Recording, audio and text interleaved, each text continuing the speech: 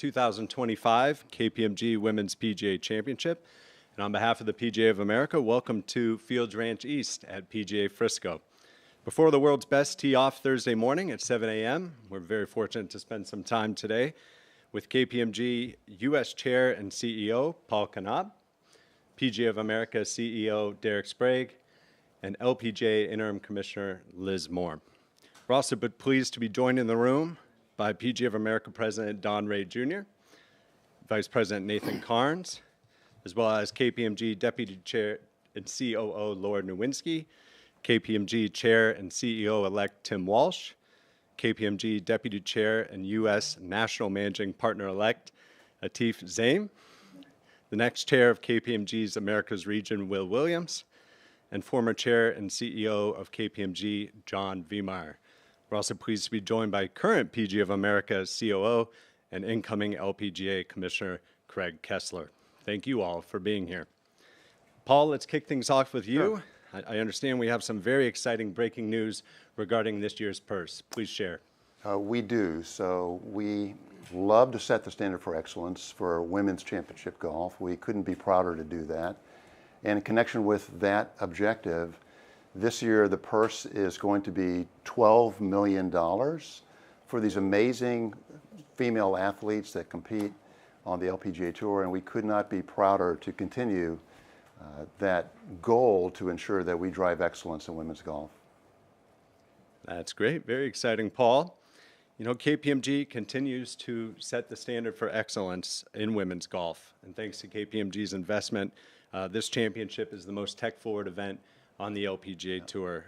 And with that, AI is also a big focus for KPMG. Paul, can you please share how KPMG is bringing AI to this championship? No, sure. So this is what we do for a living. So we absolutely help the world's leading organizations with solving their problems through technology and AI. And we're bringing that to the women of the LPGA Tour. So what that means is that we have KPMG Performance Insights, which is our data and analytics platform that gives the women of the tour shot level data, just like the men have, integrated with the Champcast system so that they have real-time information to help evaluate, assess, and know how they're performing on the golf course. There's also predictive capabilities so they can understand how they're performing relative to their colleagues on the course. And of course, we integrate that too into the studio for NBC, Peacock, and for the Golf Channel to be able to do predictive things around how the course is playing. Importantly, this year, there's something called the Daily Recap Report, which every player has access to, and it shows each player how each and every hole is playing. So if they need to adjust their strategy, they can do that through the course of the day. So it's exciting technology. It's all AI driven, and we're really proud to bring it to the LPGA Tour and to this championship. That's great. And we understand broadcast coverage is expanded for this year's championship. Yeah, there's approximately 100 hours of coverage this year in total. And that includes the live broadcast coverage, it includes the streaming coverage. And of course, there's this year some ancillary coverage, which includes the pairings that'll be on Peacock. So the feature groups, I should say, will be on Peacock. So that's really exciting for this year. Thank you very much, Paul. Next, we'll go to PGA of America CEO Derek Sprague. Derek, the KPMG Women's PGA Championship is well established as one of women's golf's marquee events. What does it mean to be hosting this event at PGA Frisco, the home of the PGA of America, for the first time? Well, we're thrilled to have it in our backyard here at PGA Frisco and in the home of the PGA of America. And to have the most prestigious event here with partners like KPMG and the LPGA, I mean, really elevating the women's game. And you know, to see where it's come in the last 10 or 11 years is just really incredible with the support of you and the LPGA as well, Liz. It's just been a remarkable run. And it wouldn't be possible without great local partners as well, like Omni, the City of Frisco, and the Frisco ISD. You know, we built that into our plan here, our long-term plan to bring many championships here. And when you think about it, we had our senior PGA championship here in 23. Now we got the women's, and we'll have the men's here in 27. So 3 majors within 4 years in the City of Frisco. We can't do that alone. And it takes sort of, as they say, a village to host all these events. And we're just absolutely thrilled this year to be hosting the best players in the game on the women's tour. And Derek, part of the commitment with this championship is taking it to storied golf courses around the country. Yeah, so I mean, when you look at where we've been and where we're going, okay, next year we're at Hazeltine in 26. They've held the 2002 PGA Championship, the 2009 PGA Championship, the 2019 KPMG Women's PGA. Played with Hannah Green today, who won there, so that was really cool. The 2016 Ryder Cup, and we'll be going back there in 29, so really incredible. Then in 27, we'll be going to Congressional, just a historic site. Just came from there from our senior PGA Championship. They held the 76 PGA Championship, hosted 3 U.S. Opens there. We got the 2030 PGA Championship there and the 37 Ryder Cup. So really, when we worked in our early days with LPGA and KPMG, it was really about elevating the women's game, not only inside the ropes, but outside the ropes. And this was our commitment to make sure that they played the same great venues that the men do on the men's tours. So we're super excited. Derek, we know the PGA of America is committed to both growing the game and leaving a lasting legacy in the local communities of its championship host sites. Can you tell us about a special announcement the PGA of America and KPMG are making today? Yeah, I mean, this is just incredible what KPMG is doing to give access to junior golfers, boys and girls, around the country. And we have this great junior program called PGA Junior League, where over 77,000 kids participated last year in 2024. And then we're also trying to give kids more access. So we partner with KPMG, and we're going to do what we call our Opportunity Leagues. And they're going to sponsor 10 Opportunity Leagues in major markets where we've held our championships. And it's going to give kids access to getting on golf courses and playing the game. And it's partners like KPMG that we can count on to help us with our mission at the PGA of America. That's great. Thank you, Derek. And now we'll go to LPGA Interim Commissioner Liz Moore. Liz, can you tell us about the impact partners like KPMG and the PGA of America have had on setting the standard for excellence in women's golf? Sure. Well, first, thank you for having me, and thanks for everybody for being here.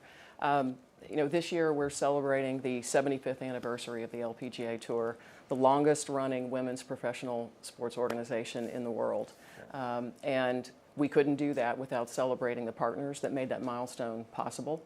KPMG and PGA of America didn't just support this championship, they really sparked a movement in women's golf years ago. Before the current movement in women's sports that we're seeing, they had the vision. Not only has the KPMG Women's PGA Championship established a bar, but it has elevated the game. And not just because of the world-class competition that we have playing this week, which is amazing. A $12 million prize purse, tied for the highest in all of women's professional golf. Expanded broadcast coverage, the most in the LPGA Tour this season. And as Paul said, a commitment to innovating year over year to elevate this game this year with the AI-powered performance insights that's really bringing, hopefully, all of you, the media, as well as our fans and our players, closer to the action and elevating the sport literally in real time. But beyond the championship itself, actually growing the game and the shared values that we have. Women are the highest growing segment in golf today, and this championship allows those young women and girls that are entering the game to see a future for themselves in our sport. And supporting this championship also shines a light on the thousands of LPGA professionals and PGA of America professionals that are teaching the game in communities around the world and in our country every day. We couldn't be prouder to stand alongside them and to continue to deliver excellence in women's golf and grow the game that we all love together with them beside us. And Liz, the KPMG Women's PGA Championship annually features one of the strongest fields in women's golf. What are your thoughts on this week's field? Well, I thought about the question, and I decided that really the numbers probably tell the story better than my thoughts. This week, we have the entire top 100 players in the current CME Race to the Globe standings in the field. We have 12 past KPMG Women's PGA champions teeing it up. We have 24 major champions with us this week. Let's see, we've got 10 teaching professionals with us, 5 of them LPGA professionals and 3 of them dual PGA of America members. And the players in the field this week represent 26 different countries, which we are really proud of on the LPGA, and shows the diversity and the wide reach of the LPGA and women's golf. And I'm sure that our championships officer, Carrie Haig, is going to have the course set up to put this master class of competitors to a real test, and I think we're all in for a very exciting week of golf, and again, setting the standard on the LPGA and in women's professional golf competition. That's great. Thank you very much, Liz. We now have time for a few questions from the media. If you have a question, feel free to step up to one of these mics here. We'll get started. Go ahead, Art. Yeah, Derek, you viewed this course for a long time as a club pro at Sawgrass. Now you've been here for 6 months. Just wondering, this is going to host 24 or whatever, events, and it's termed major championship events. What's your thoughts, first from being a club pro, now being the CEO for 6 months? Yeah, I mean, it's an incredible, layout here. Both courses, the East and the West, championship level on both courses. Played the East this morning in the Pro-Am, and it's going to be just a tremendous test for not only LPGA, but the PGA professionals. It was for the seniors 2 years ago, and it will be in 27 for the best male players in the game. So, and if we have a little of that Texas wind out there, like we experienced this morning, that makes it a little bit more challenging. And as Liz said, Carrie will have it set up to test the best players in the world, whether they're males or females. And I think it's going to be a great venue and a great market. I mean, Dallas and Frisco love their sports here, and the PGA of America is the major league sports team for this region. And we're just proud to have that moniker and have them right here at our home of the PGA of America. So we're excited. Is that one of the advantages for you guys here, is that you can set it up for men, you can set it up for women, you set it up 50 weeks of the year for people just happy to break 100? Is that one of the real advantages? Yeah, absolutely. And bringing multiple championships here gives us the advantage of learning the traffic flows and the pedestrian flows and how we're going to set it up. And our partners at NBC and Golf Channel, they'll know where to put the TV towers. So there's some economies of scale, if you will, of having multiple events here sort of as an anchor site. And that's whether it's our PGA Junior League finals that we'll host here in the fall, and bringing all those kids and the families here, as well as the best players in the women's game. So it really, is going to bode well for the PGA of America and all the competitors that come here. Ethan?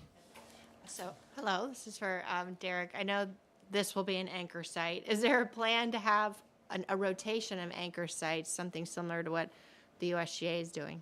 No, we look for championship venues. What a lot of people don't understand is when you're selecting sites, a lot of times it's more of what's outside the ropes than inside the ropes. Do we have space for hospitality? Do we have space for TV compounds?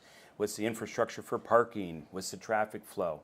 So it all starts, though, inside the ropes, making sure that we have championship sites. And for this week's championship, we wanted to make sure that the women were competing at the same sites as the men do to test the best women golfers in the world.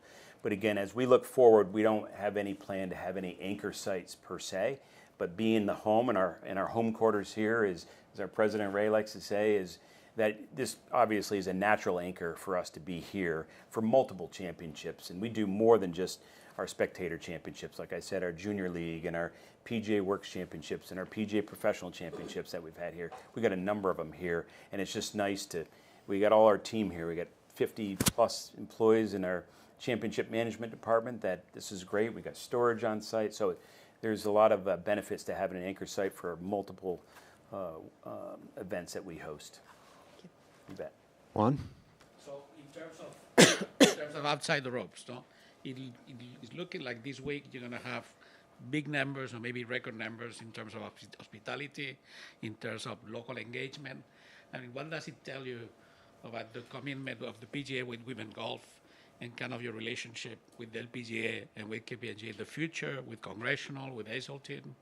Well, one thing that we're proud of is, and Liz touched on it, we talked about this earlier today, we're about 10 years ahead of the curve for women's sports, which we're really proud of, and certainly, women's golf. And as Liz said, the largest, fastest growing segment for the recreational golfers is women, and juniors is next, right? So that's a proud testament. And then here, like I said, the sports fans in this region, okay, they love their golf as well as all the other major league teams here. And I think we've seen that with the hospitality, KPMG. And I think that's going to just continue to build over time as we bring multiple events here. And so we're looking forward to that. And like you said, it's been very positive. It's going to be a great week for golf. Does it resonate with your women members? I mean, do they feel like there's a big commitment? Oh, yeah, absolutely. Males and females. You know, we have 30,000 plus PGA professionals, and it's our mission to grow the game and to serve our members. And that's what we do at the PGA of America. And this is just a further commitment. I mean, KPMG has been, you know, groundbreaking in this area, like I said, for 10 plus years. And we were glad to sort of hold their hands and hold the LPGA's hand and grow, you know, women's golf at a professional level. And we're pretty proud of the fact over the last 11 years, we've been on this trajectory that's been just incredible. Yeah, we certainly have tried to be a catalyst for change in the game of women's golf. It's been an 11-year journey. I mentioned the purse, it's actually risen 430% in just those 11 years. And so we're really proud of that, but we're mostly proud of the partnership that we have with the LPGA Tour, the PGA of America, what we're accomplishing together to ensure that at this time in history when women are really enjoying a moment in sports, that the LPGA Tour is a big part of that. So that's absolutely part of what we're trying to accomplish. Sarah? Liz, you mentioned the LPGA professionals in the field. Can you just speak to how important that arm of the LPGA organization is for growing the game on a global level? Absolutely. I mean, as I said, supporting this event supports those professionals, supports growing the game. We have thousands of LPGA professionals, many of them dual members with the PGA of America. Those are really the people that are out teaching the game, all of those people that are entering the game in droves. They're teaching it to them in their communities day in and day out. They're really expanding access of the game. They are inspiring our juniors and our youth to pick up the game and participate in the game. And they're really shaping the game that we all love for the future today. And they are the catalysts that are driving it forward in the amateur game and for the youth, which is, as Derek said, the second highest growing segment in the sport. So we need them. And they're incredibly important to what we do, particularly at the LPGA, our professionals group. Over on the left to Ben. Liz, we have Craig in the room here with us. Why do you think he's the right guy for the job? And Derek, what's losing a guy like that mean for your organization? Ladies first. Well, I was not on the search committee, but I do understand that they did quite the diligent work. I can just tell you that my personal interactions with Craig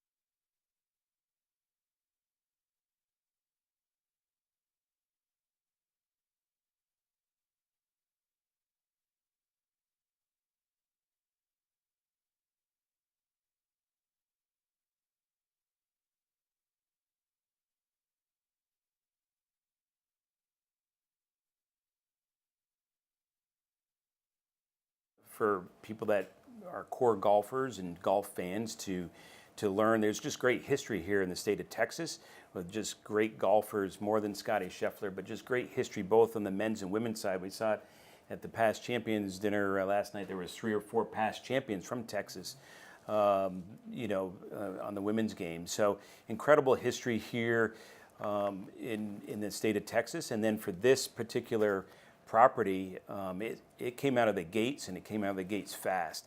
And thousands of golfers have flocked here to test it out because of our championships here and the home of the PGA of America and the desire to see what it's all about. And as we lead up to this championship and the 27 championship. And talking to the caddies this morning, I asked them the feedback. I said, what's the feedback on the courses here? And they said, it's just tremendous and very positive.